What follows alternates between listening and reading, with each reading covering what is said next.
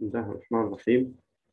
J'ai l'honneur de présenter devant vous aujourd'hui ce poster intitulé NH3 Molecular Doping of Fe2S2, Fe3S4 and Fe4S4 cluster.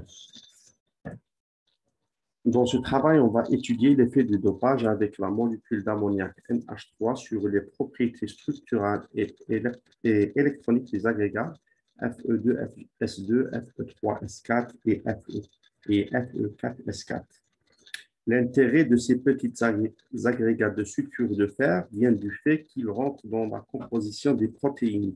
Donc, l'interaction de ces petits agrégats avec la molécule NH3 peut nous donner une idée sur le comportement des systèmes biologiques.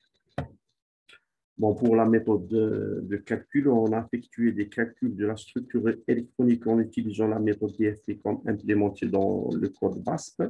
Ce code résout les équations de Koné-Shah masse bipolarisée dans une base d'onde plane avec une énergie de coupure de l'ordre de 400 électronvolts. Les effets d'échange des corrélations électroniques sont traités en utilisant l'approximation GGA dans son fonctionnel PBE, qui est utile pour les matériaux magnétiques. Les pseudopotentiels utilisés correspondent aux configurations électroniques de valence de 3D7, 4S1 pour le fer, 3S2, 3P4 pour le soufre et 2S2, 2P3 pour l'azote. Les électrons de cœur ont été traités en utilisant la méthode PAW, qui est une approximation de la méthode all-électron avec des cœurs gelés. Les agrégats ont été relaxés avec une tolérance de l'ordre de 10 puissance moins 7 électronvolts pour l'énergie totale et 10 puissance moins 3 électronvolts par angstrom pour les forces interatomiques. Bien sûr, on a mis les agrégats dans une supercellule cubique de l'ordre de 15 angstroms, qui est suffisamment grande pour éliminer l'interaction avec l'agrégat et ses images. Les calculs sont effectués au seul point gamma de la zone de Brillouin.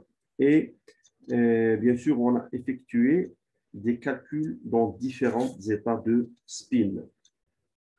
Pour les résultats, donc sur la figure 1, on a reporté les 4 premiers isomères les plus stables de l'agrégat Fe2S2NH3 avec leur énergie relative, moment magnétique et symétrie structurale.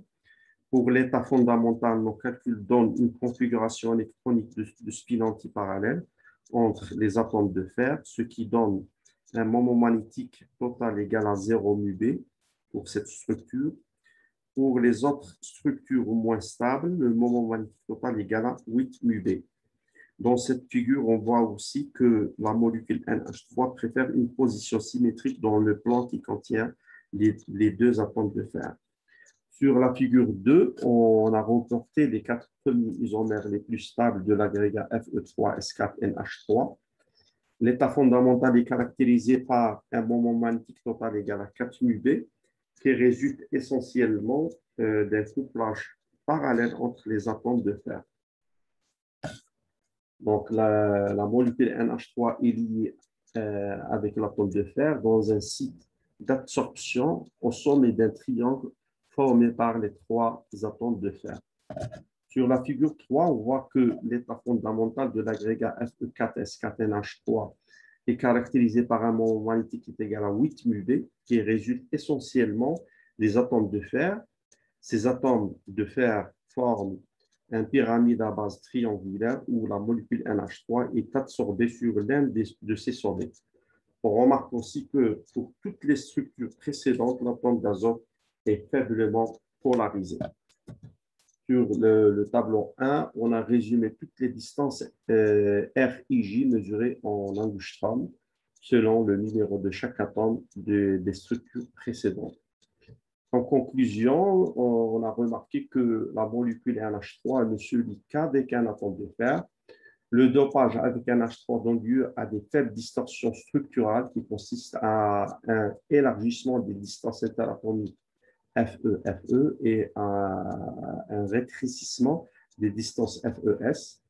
La molécule NH3 préfère une position symétrique dans le plan qui contient les deux atomes de fer pour Fe2S2NH3 et l'atome d'azote est faiblement polarisé pour toutes les structures précédentes. et merci.